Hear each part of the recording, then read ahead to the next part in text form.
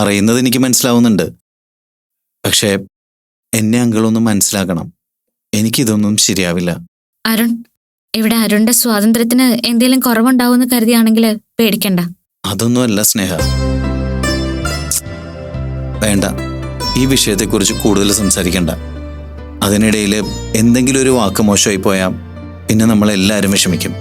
എങ്കിൽ ശരി, വിട്ടേക്ക്. അപ്പോ ഈ വിഷയം ഫാദറിനോട് സംസാരിക്കാൻ നിൽക്കണ്ട. ശരി, എന്നാ ഞാൻ ഇറങ്ങട്ടെ. സ്നേഹ, ഞാനങ്ങോട്ട്.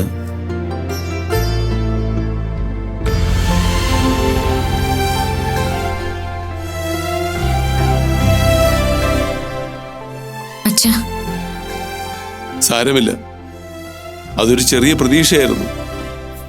അതങ്ങ് പോയി. ഞാൻ പോയാ അച്ഛനെന്ത് ചെയ്യും? പ്രത്യേകിച്ച് എന്ത് ചെയ്യാൻ? ഈ ഒറ്റപ്പെട്ടവരുടെ കൂട്ടത്തിലൊക്കെ നടന്നിട്ടില്ല എന്നൊരു പ്രശ്നമേ ഉള്ളൂ. ശീലമായ പിന്നെ പ്രശ്നമില്ല. നമ്മുടെ നാട്ടിലൊക്കെ എത്രയോ വലിയ വലിയ വീടുകളുടെ ഉമ്മറത്ത് ഒരു പ്രതിമ പോലെ ദൂരേക്ക് കണ്ണു നട്ട് ആളുകൾ ഇരിക്കുന്നുണ്ട്. നീ അത് വിട്ടേക്ക്. എനിക്കങ്ങനെ വിടാൻ പറ്റില്ലല്ലോ. പിന്നെ നീ എന്ത് ചെയ്യും? ഇവിടെ നിന്നാ മാത്രമേ വിവാഹം നടക്കുന്ന അടുത്ത നിബന്ധന വയ്ക്കൂ.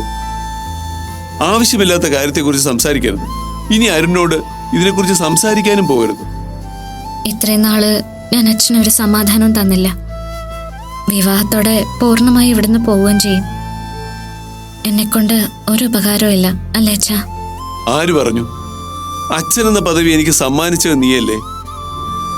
ജീവിതത്തിനൊരു രണ്ടാം ഘട്ടമുണ്ടെന്ന്, അത് മക്കളുടെ സന്തോഷമാണ് അതിന്റെ അടിസ്ഥാനമെന്ന് എന്നെ പഠിപ്പിച്ച നീയല്ലേ? ഇനിയും ഉണ്ട് ജീവിതത്തിൽ പഠിക്കാൻ. കുറച്ചുനാൾ കഴിയുമ്പോ നീ ഒരു കുഞ്ഞിനെ കയ്യിൽ വെച്ച് തരും. അപ്പൂപ്പനെന്ന സ്ഥാനപ്പേര് വിളിപ്പിക്കും. അതിനെ കൊഞ്ചിക്കാനും ലാളിക്കാനും ഒക്കെ അച്ഛന് പറ്റില്ലേ? അല്ലാതെ ഈ ജന്മത്തിൽ വേറെ എന്ത് നേട്ടമാണ് പ്രതീക്ഷിക്കാനുള്ളത്? വേണ്ട അച്ഛാ, അച്ഛൻ വിഷമിക്കും. വിഷമമുണ്ടാവും. ഒരു പെൺകുട്ടിയെ കല്യാണം കഴിച്ച് വീട്ടിൽ നിന്ന് പറഞ്ഞയക്കുമ്പോ അത്രയും നാൾ നിന്ന സ്ഥലത്തെക്കുറിച്ച് ഓർത്ത് അവള് വിഷമിക്കില്ലേ? പറിച്ചു മാറ്റിയ കുടുംബം വേദനിക്കില്ലേ? ഇതൊക്കെ പണ്ടേ ഉള്ളതാ, എല്ലാരും ശീലിച്ചതുവാ. കൂട്ടത്തിലങ്ങ് ഒഴിയാ മതി, കുഴപ്പമില്ല.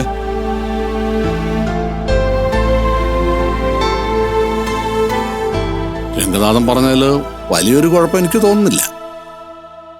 എനിക്ക് പറ്റില്ല ഫാദർ, അതിന് എന്നെ നിർബന്ധിക്കണ്ട. അരുൺ കാണുന്ന പ്രശ്നം എന്താ? ഭാര്യ വീട്ടിൽ നിൽക്കേണ്ടി വരുന്നുള്ള കോംപ്ലക്സ് ആണോ? ഒരു പെൺകുട്ടിയെ ഒരു വീട്ടിൽ നിന്ന് മറ്റൊരു വീട്ടിലേക്ക് അയക്കുന്നു. അത്രയും കാലം നിന്ന അവളുടെ വിഷമോ വീട്ടുകാരുടെ വിഷമോ അതൊന്നും ആരും ആലോചിക്കാറില്ല. പ്രശ്നം ആണിന്റെ വിഷമവും ആണിന്റെ അഭിമാനമാണ്. അതല്ലേ നാട്ടു നടപ്പ്. ആ നാട്ടു നടപ്പിനെ കുറിച്ച് തന്നെ ഞാൻ പറയുന്നത്. സാധാരണ അപ്പുറം ഇപ്പുറം രണ്ട് കുടുംബങ്ങൾ ഉണ്ടാവാറുണ്ട്. ഇവിടെ അതില്ല. ഓ, എന്റെ സ്ഥാനത്തെക്കുറിച്ച് എന്നെ ഓർപ്പിക്കുവാണോ? നിന്റെ മനസ്സിലും ചില വേണ്ടാത്ത ചിന്തകൾ ഉണ്ടായിരുന്നു. അല്ല, ഞാനൊരു കാര്യം ചോദിക്കട്ടെ. വിവാഹത്തിന് ശേഷം ഫാദറിന്റെ കൂടെ നിൽക്കാൻ ഫാദർ സമ്മതിക്കൂ? എനിക്കതങ്ങനെ അനുവദിക്കാൻ പറ്റും? എന്റെ സ്ഥാനത്തിന് അത് ചേരുവോ? ഇല്ല. അപ്പൊ പിന്നെ ശേഷിക്കുന്ന മാർഗം അരുണും സ്നേഹയും കൂടെ ഒരു വാടക വീട്ടിലേക്ക് മാറാന്നുള്ളതാണ്. സ്നേഹയുടെ അച്ഛൻ അവിടെ വന്ന് താമസിക്കട്ടെ എന്ന് ചോദിച്ചാ അരുൺ എതിർക്കോ? ഇല്ല, അതെനിക്ക് സമ്മതമാ. അപ്പൊ പിന്നെ ഒരു കാര്യം ചെയ്യും, രംഗനാഥന്റെ വീടിന് നീ ഒരു വാടക കൊടുക്കാൻ ഞാൻ രംഗനാഥനോട് പറയാം. അപ്പൊ പിന്നെ പ്രശ്നം തീർന്നല്ലോ. ഫാദർ വെറുതെ കാര്യങ്ങൾ വളച്ചൊടിക്കല്ലേ. അങ്ങനെയാണ് ഒരു കാര്യം പരിഹരിക്കുന്നത്. എടാ, നീ ആ പാവപ്പെട്ട മനുഷ്യന്റെ കാര്യം ഒന്ന് ആലോചിച്ച് നോക്ക്. നീ സ്നേഹയും കൂട്ടി അവിടെ നിന്ന് പോയാൽ അയാളുടെ അവസ്ഥ എന്തായിരിക്കും? ഒറ്റപ്പെടൽ ഒരു വശത്ത്, പ്രായമായ മനുഷ്യനാ.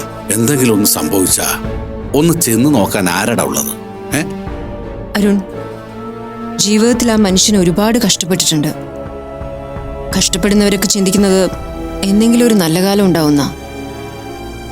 സ്നേഹയുടെ അച്ഛൻ അത് കാണുന്നത് നിങ്ങളുടെ രണ്ടുപേരുടെയും സ്നേഹത്തിലാ. സ്നേഹിക്കുന്നില്ലെന്ന് ആര് പറഞ്ഞു മാഡം?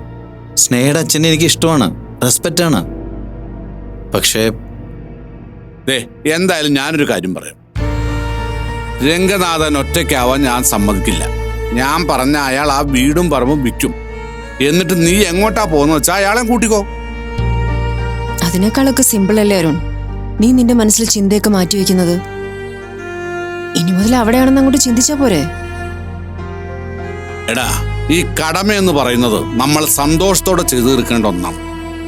രംഗനാഥന്റെ കൂടെ താമസിക്കാൻ നീ ഒരു തീരുമാനം എടുത്താൽ അയാളെ മകളെ സംരക്ഷിക്കാന്ന് മാത്രമല്ല, അയാളെ സംരക്ഷിക്കാൻ കൂടി നീ തയ്യാറാവുന്നുള്ളതാ. നീ നന്നായിട്ടൊന്ന് ആലോചിക്കുക, എന്നിട്ടൊരു തീരുമാനത്തിലെത്തിയാൽ മതി. അരുൺ, ഈ കാര്യത്തിൽ കൂടുതലായിട്ട് എന്താ ആലോചിക്കാനുള്ളത്? രംഗനാഥൻ സാറിന്റെ ആഗ്രഹം പോലെ തന്നെ നടക്കട്ടെ. നിനക്കതിന്റെ എല്ലാ അനുഗ്രഹങ്ങളും ഉണ്ടാവൂടാ. നിങ്ങൾ രണ്ടാളും ഇങ്ങനെ മത്സരിച്ച് പറയുമ്പോൾ പിന്നെ ഞാൻ എന്ത് പറയാനാ? പക്ഷെ ഒരു കാര്യം, സ്വന്തം വീട്ടിലാണെന്നുള്ളതിൻ്റെ പേരിൽ സ്നേഹം എന്തെങ്കിലും തെറ്റായ രീതിയിൽ എന്നോട് പെരുമാറിയാൽ ജീവിതം തുടങ്ങിയിട്ട് പോലുമില്ല, അതിനു മുമ്പ് ഇവൻ ചിന്തിക്കുന്ന കാര്യങ്ങൾ കണ്ടോ മൈഥിലി? അവൻ പറയുന്നതിലും കാര്യമുണ്ട് ഫാദർ. ഞാനൊന്ന് സ്നേഹയോട് സംസാരിക്കാം. ഇവൻ ഇങ്ങനൊരു കോംപ്ലക്സ് ഉണ്ട്, ഇടയ്ക്കിടയ്ക്ക് അതിൽ കുത്തി മുറിവേൽപ്പിക്കണ്ടെന്ന് പറയാം. അപ്പൊ എനിക്ക് രംഗനാഥനെ വിളിച്ചു പറയാലോ? ഫാദർ പറഞ്ഞോ? ആ,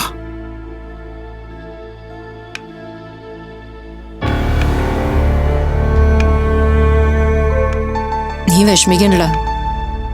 എന്തായാലും കുറച്ചു ദിവസം അവിടെ നിൽക്ക്. എന്നിട്ട് എന്തെങ്കിലും പ്രോബ്ലം ഉണ്ടെങ്കിൽ നീ ഒരു തീരുമാനം എടുത്തോ. വിവാഹ ജീവിതത്തെക്കുറിച്ച് എനിക്കും ചില സങ്കല്പങ്ങളൊക്കെ ഉണ്ടായിരുന്നു. അത് ഈ പ്രണയിക്കുന്ന സമയത്ത് പരസ്പരം പങ്കുവയ്ക്കുന്ന സ്വപ്നങ്ങളല്ലേ? ഭൂമിയിൽ വേറെ ആരും ഇല്ലാത്തടത്തൊരു വീട്, ഉമ്മറ നിറയെ പൂക്കള്, നിലാവിൽ നോക്കി രണ്ടുപേരും ഒരുമിച്ച് ചേർന്ന് നിൽക്കുന്നു, അതൊക്കെയല്ലേ? ജീവിതം തുടങ്ങിക്കഴിയുമ്പോ ഒറ്റയടിക്ക് മാഞ്ഞു പോകുന്ന സ്വപ്നങ്ങൾ അതൊക്കെ. ആദ്യം കുറച്ച് പ്രയാസമായിരിക്കും, പിന്നെ കുറച്ച് കഴിയുമ്പോൾ കൺമുമ്പിലുള്ള വിഭവങ്ങൾ കൊണ്ട് ആഹാരം വെക്കാൻ പഠിക്കും.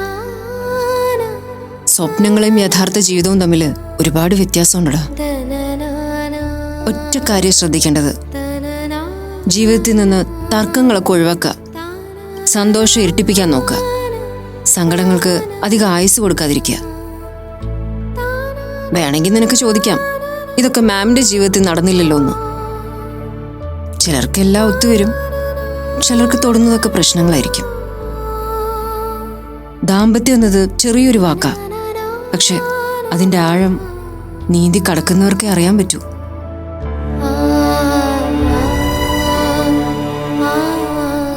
അനാമിക, അനാമികേ, ഇതെന്താ ഇത്? ആ, നമ്മുടെ അച്ചപ്പവും കൊഴലപ്പം കൊണ്ടൊക്കെ അമ്മച്ചിയില്ലേ, അവിടെ ഒന്ന് കയറി. നമ്മുടെ പുതിയ അതിഥിക്ക് നാടൻ പലഹാരങ്ങളൊക്കെ ആവുമല്ലോ പ്രിയം, കഴിക്കോ? അറിഞ്ഞൂടാ, അവിടെ ചോറ് തിന്നുന്ന കാണാൻ നല്ല രസാ. ചോറിനെ വേദനിപ്പിക്കാതെയാ പിടിക്കുന്നത് പോലും. നാളെ ആവണിക്ക് ക്ലാസ് തുടങ്ങല്ലേ, രാവിലെ എങ്ങനെയാ പോകുന്നത്? ഞാൻ കൊണ്ടൊന്നു വിടാം, തുടക്ക ദിവസമല്ലേ, തനിച്ച് വിടണ്ട. എന്നാ പിന്നെ ഞാനൊരു കാര്യം ചെയ്യാം, ഞാൻ നാളെ ഇത്തിരി വൈകി പോവാം, എന്നിട്ട് നമുക്ക് ഒരുമിച്ച് അയാളെ കൊണ്ടുപോയി വിടാം. Thank you. ഞാനതിങ്ങനെ ചോദിക്കുമെന്ന് പറഞ്ഞിരിക്കുകയായിരുന്നു. ആവണി, ഒന്നിങ്ങി വന്നേ. ദേ, അച്ചപ്പവും കുഴലപ്പവും അരിമുറുക്കും എല്ലാ സാധനങ്ങളും ഇതിലുണ്ട്. ഇതൊക്കെ കഴിക്കില്ലേ? കഴിക്കും. എങ്ങനെ കഴിക്കും? ഇതൊക്കെ കടിച്ച ശബ്ദം വരുന്ന സംഭവങ്ങളാ. നിന്റെ മനസ്സിൽ അത്രയ്ക്ക് ക്രൂരതയൊക്കെ ഉണ്ടോ? ഒന്ന് പോ ചേച്ചി. പിന്നെ നാളെ രാവിലെ ഞങ്ങൾ രണ്ടുപേരും കൂടിയാ നിന്നെ ക്ലാസ് കൊണ്ട് വിടുന്നേ. അയ്യോ, രഞ്ജിത്തേട്ടനെ ബുദ്ധിമുട്ടിക്കണ്ട, ചേച്ചി വന്നാ മതി. അമ്മ അറിഞ്ഞ് എന്നെ കൊല്ലും. പിന്നെ അവിടെ കൊണ്ടാക്കി തിരിച്ചു വരുമ്പോ ഞാൻ അമ്മയ്ക്ക് ഫോൺ ചെയ്ത് കാര്യങ്ങളൊക്കെ പറയാൻ പോവല്ലേ. അവളും അവളുടെ ഒരു അമ്മയും. എന്റെ കുട്ടി, ഇവിടെ കാര്യങ്ങളൊക്കെ കുറച്ച് ഫ്രീയാ, പറയാനുള്ളതൊക്കെ തുറന്നങ്ങ് പറയണം. അല്ലാതെ മുഖവും താഴ്ത്തി മൂലയ്ക്ക് ഇരുന്നാലേ ഞങ്ങൾക്ക് കാര്യം മനസ്സിലാവില്ല. ആ, പിന്നെ അനാമിക, ഇവക്ക് പ്രത്യേകിച്ച് എന്തെങ്കിലും വാങ്ങാനോ മറ്റോ ഉണ്ടോ? കുറച്ച് ബുക്സും പേപ്പറും ഒക്കെ വേണം. അത് കുറച്ച് കഴിഞ്ഞിട്ട് ഞാൻ ഇവളുമായിട്ട് ഇറങ്ങിക്കോളാം. എന്നാ ആവണിച്ചല്ല, നാളെ കോളേജിൽ പോകുന്നതിന് മുമ്പ് കടുത്ത പ്രാർത്ഥനകളൊക്കെ ഉണ്ടാവില്ലേ? അതാദ്യമേ ബുക്ക് ചെയ്തിട്ടുണ്ട്. പോകുന്ന വഴിക്ക് ഏതെങ്കിലും ഗണപതി കോവിലിൽ കയറണം, ഒരു തേങ്ങ അടിക്കണം എന്നൊക്കെ. ഗ്രാൻഡഡ്, അതൊന്നും മുടക്കണ്ട. മൈഥിലി വിളിച്ചോ? ഇല്ല, നാളെ കല്യാണമല്ലേ, അതിന്റെ തിരക്കിലാവും. കല്യാണം നടക്കുമല്ലോ അല്ലേ? എന്ത് ദുഷ്ടത്തിലായി ചോദിക്കുന്നേ? കല്യാണം നടക്കാതെ പിന്നെ? എന്റെ മനസ്സിൽ ദുഷ്ടത്തരം ഉണ്ടായിട്ടൊന്നുമല്ല, സ്നേഹയുടെ കാര്യമല്ലേ. നിസ്സാര കാര്യം പറഞ്ഞ് ഇന്ന് രാത്രി എന്തെങ്കിലും പൊട്ടിത്തെറി ഉണ്ടാക്കില്ലെന്ന് ആർക്കറിയാം? ഏയ്, അങ്ങനെയൊന്നുമില്ല. കുറുമ്പൊക്കെ കാണിച്ചാലും ഒരു കുഞ്ഞു വയറ്റിലുള്ളത് ഒരു പെണ്ണ് മറന്നു പോവില്ല. ആഹാ, അതെനിക്കറിയില്ലായിരുന്നു. അതിനാ പെണ്ണുങ്ങളുടെ സൈക്കോളജി പഠിക്കണമെന്ന് പറയുന്നത്. ഞാനങ്ങനെ വിപുലമായൊരു പഠനത്തിന് ഉദ്ദേശിക്കുന്നില്ല. തൽക്കാലം തന്റെ സൈക്കോളജി എനിക്കറിയാം. ഞാൻ അതിൽ തൃപ്തിപ്പെട്ടോളാം. അരുണിന്റെ വിവാഹത്തെക്കുറിച്ച് സാരംഗൊന്നും പറഞ്ഞില്ലേ? ആ ബുദ്ധിമുട്ടല്ലേ ആ പാവപ്പെട്ട ഫാദറിനോട് തീർത്തത്. ഒരു പ്രതികാരം തീർക്കൽ തന്നെയായിരുന്നു ആ മനുഷ്യനോട്. വൈദികന്മാര് ദൈവത്തിന്റെ അടുത്ത ആളുകളാ. ശാപം വാങ്ങി വെക്കേണ്ടെന്ന് പറഞ്ഞേക്ക്. അയാൾക്ക് എന്ത് ശാപം? ദൈവം പിണങ്ങിന്ന് പറഞ്ഞാൽ പോലും അയാൾക്ക് സിമ്പിളാ. പക്ഷേ നല്ലൊരു കാശുകാരൻ പിണങ്ങിന്ന് പറഞ്ഞാൽ അയാൾക്ക് ടെൻഷനാ. അയാളുടെ ബിസിനസ് അടുത്ത് നിന്ന് കാണാൻ തുടങ്ങിയപ്പോഴാടോ കുറച്ചുകൂടി നന്നായിട്ട് അയാളെ മനസ്സിലാക്കിയത്. നമ്മുടെ മുമ്പിലുള്ള സാരംഗ് വെറും മായ, യാഥാർത്ഥ്യം വേറെയാ. മടുത്ത കൂട്ടുകാരനെ. ഏയ്, എനിക്കെന്താ? അയാൾ അയാളുടേതായ രീതിയിൽ ജയിച്ച ഒരാളാ. ഞാൻ എന്റേതായ രീതിയിൽ തോറ്റു തുന്നം പാടിയ ഒരാളും. അപ്പൊ പിന്നെ കയറി ഉപദേശിക്കാനൊന്നും പറ്റില്ല. അപ്പൊ പിന്നെ ഒരൊറ്റ വാചകേ ഉള്ളൂ: അയാൾക്ക് അയാളുടേതായ വഴി, നമുക്ക് നമ്മുടേതായ വഴി.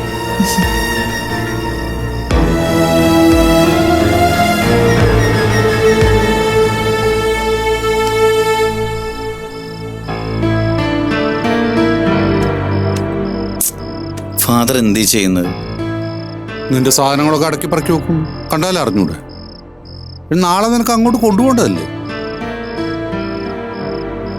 ഇതെല്ലാം എടുത്ത് എന്നെ ഇന്നൊക്കെ പറഞ്ഞയക്കാൻ ഉദ്ദേശിക്കുവാണോ? എടാ, നിന്റെ കുറച്ച് ഡ്രസ്സുകൾ ഇവിടെ കിടന്നാലും അവിടെ കിടന്നാലും ഒരുപോലെ അല്ലടാ.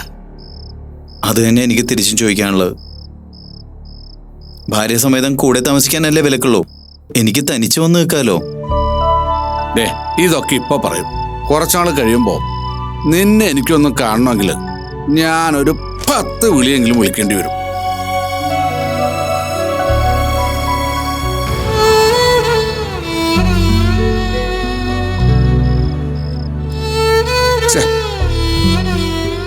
ഇവന്റെ ഒരു കാര്യം.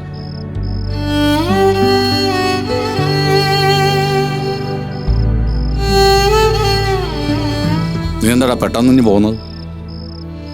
പറഞ്ഞതൊന്നും കേട്ട് കണ്ടാന്ന് തോന്നി, അതുകൊണ്ട് തന്നെ.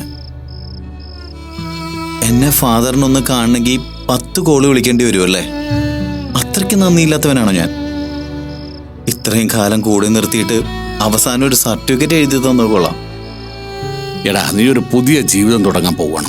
അവിടെ നിനക്ക് നിന്റേതായ തിരക്കുകളുണ്ടാവും, ഉത്തരവാദിത്തങ്ങളുണ്ടാവും. ആ അർത്ഥത്തിലടാ ഞാൻ പറഞ്ഞത്. അല്ലാതെ നീ എന്നെ മറന്നു കളയുന്നൊന്നുമല്ല. എങ്ങനെ പറഞ്ഞാലും ശരി, എനിക്കല്ലേ വേദനിക്കുന്നത്. എടാ, നീ ഇങ്ങനെ തൊട്ടാവാടി നടക്കുന്നതിനടാ. എന്തെങ്കിലും പറയുമ്പോഴേക്കും ഉടനെ അങ്ങ് വിഷമം.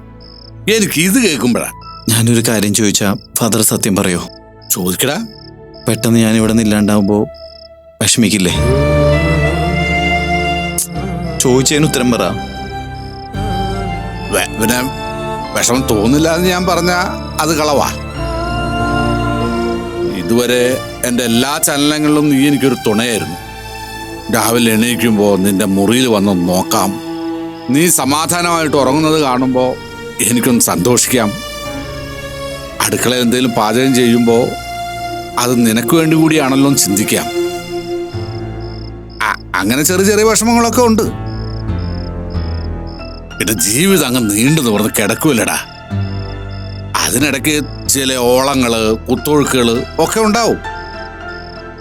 വൈദികന്റെ കുപ്പായം ഇട്ട് കഴിഞ്ഞാ പിന്നെ പ്രത്യേകിച്ച് വികാരങ്ങളൊന്നും ഉണ്ടാവില്ല എന്നാണ് തോന്നല്. പക്ഷെ എത്ര കനുള്ള കുപ്പായം ഇട്ടാലും അകത്ത മനുഷ്യൻ അതുപോലെ തന്നെ ഇരിക്കും എന്ന് കരുതി നീ ഇപ്പൊ തന്നെ സ്നേഹയുടെ അച്ഛനെ വിളിച്ച് ഞാൻ എന്റെ തീരുമാനം മാറ്റിക്കളയാണെന്നൊന്നും പറയരുത്. നല്ല ചുട്ടടി കിട്ടും. എനിക്കും നല്ല സങ്കടമുണ്ട്. ഇത്രയും കാലം കിട്ടിയ സ്നേഹവും ദയയും കരുണയൊക്കെ കളഞ്ഞിട്ട് പോകുന്ന പോലെ. എന്നെ പൊതിഞ്ഞു പിടിച്ചിരിക്കുന്ന 2 കൈകൾ പെട്ടെന്ന് വേർവിട്ട് പോണത് പോലെ. ഓ മതി മതി, പറയാൻ സമ്മതിച്ചാ പിന്നെ നീ അങ്ങ് പറഞ്ഞ് മനുഷ്യനെ കൊന്നുകളയും. എടാ, നീ ആ സാധനങ്ങളൊക്കെ പോയി അടുക്കി വെച്ചേ. പോയി എടുത്തു വെക്കടാ, ചെല്ലടാ.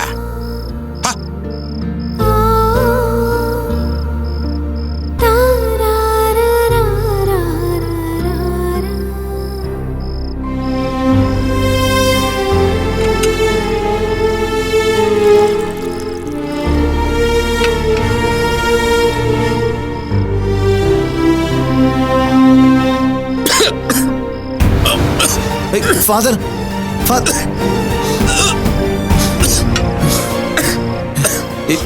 എന്താണ്? എന്തു പറ്റി? കുഴപ്പമില്ല, കുറച്ച് വെള്ളം കുടിച്ചപ്പോ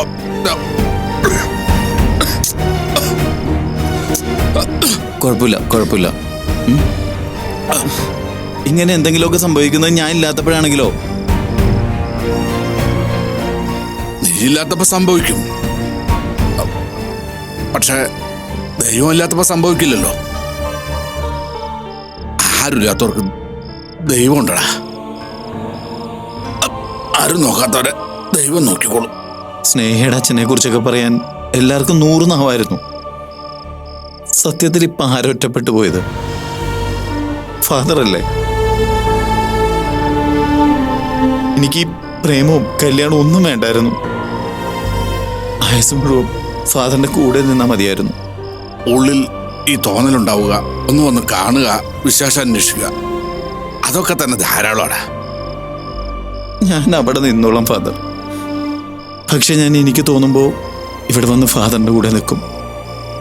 ഇനി അതിനും വിലക്കണ്ടോ? അല്ലെങ്കിൽ എനിക്ക് ദേഷ്യം വരുവേ. ദേഷ്യപ്പെടണ്ട, ഒരു കാരണമില്ലെങ്കിലും ഇടയ്ക്കൊന്ന് ഇവിടെ വന്ന് നിൽക്കടാ. എനിക്കും അതില്ലാതെ പറ്റില്ലടാ.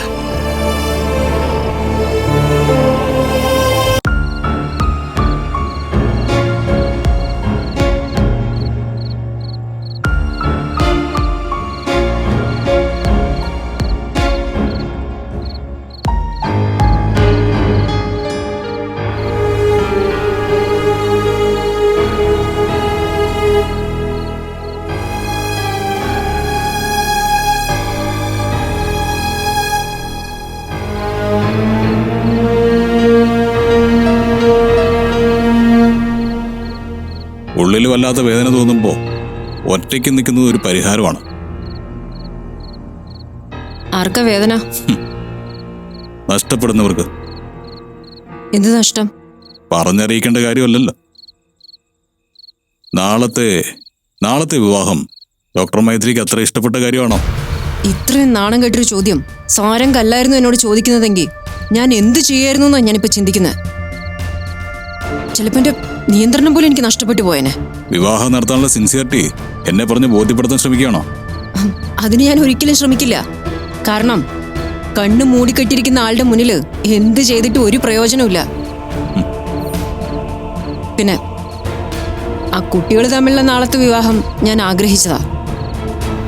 അവര് കളങ്കമില്ലാതെ പ്രണയിച്ചവരാ, ഒന്നിച്ച് ചേരേണ്ടവരാ. ചിലപ്പോ കുറച്ചുനാൾ അവരുടെ ബന്ധത്തിൽ ഒരു വിള്ളൽ വീഴ്ത്താൻ ചിലർക്ക് സാധിച്ചിട്ടുണ്ടാവും. പക്ഷേ അതിന് കാലം കൊടുക്കുന്ന മറുപടിയാ ഈ വിവാഹം. ഒരു മിനിറ്റ്, വിവാഹത്തിനുള്ള എഗ്രിമെന്റ് എന്താണ്? എഗ്രിമെന്റോ? കെയറിംഗ് ആണോ അത് മുമ്പേ പറഞ്ഞ ആ കളങ്കമില്ലാത്ത പ്രണയത്തിന്റെ ഷെയറിംഗ് ആണോ? അതിന് സ്നേഹം സമ്മതിച്ചിട്ടുണ്ടോ? നിർത്തണം മിസ്റ്റർ. അന്തസ്സില്ലാത്തൊരു നാവിന് ഉടമയാണെന്ന് വെച്ചിട്ടേ എന്തും വിളിച്ചു പറയാന്ന് വിചാരിക്കരുത്. മുഖത്ത് നോക്കി എന്ത് വൃത്തികേട് വിളിച്ചു പറഞ്ഞാലും പ്രതികരിക്കാൻ പറ്റാതെ നിൽക്കുന്ന മറ്റാരെങ്കിലുമൊക്കെ ഈ ഭൂമുഖത്തുണ്ടാവും. പക്ഷെ മൈഥിലി അതല്ല.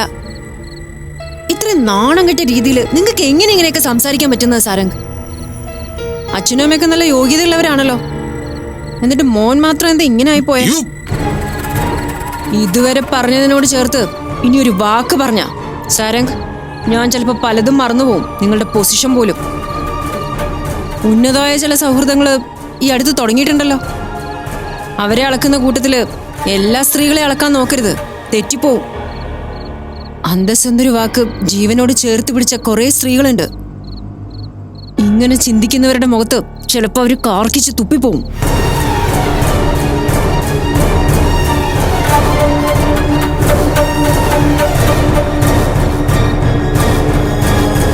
എന്താ അച്ഛാ? ഒന്നുമില്ല മോളെ. അമ്മ എന്തൊക്കെയാ അച്ഛന്റെ മുഖത്തൊക്കെ വിളിച്ചു പറഞ്ഞത്? എനിക്കിപ്പോ കേട്ട് അച്ഛനോട് ദേഷ്യം തോന്നാ. നമ്മളൊരു വലിയ കെട്ടിടടിച്ച് പൊളിക്കുമ്പോൾ കുറച്ച് ശബ്ദം ഉണ്ടാവും, പൊടിപടലങ്ങൾ ഉണ്ടാവും. അതില്ലാതെ അതിനെ വീഴ്ത്താൻ പറ്റില്ല. എനിക്കൊന്നും മനസ്സിലാവുന്നില്ല. ഒന്ന് മാത്രം മോള് മനസ്സിലാക്കിക്കോ, അച്ഛൻ തലകുനിച്ച് നിൽക്കുന്നുണ്ടെങ്കിൽ അതിന് വ്യക്തമായ പ്ലാനിങ് ഉണ്ടെന്നാണ് അർത്ഥം.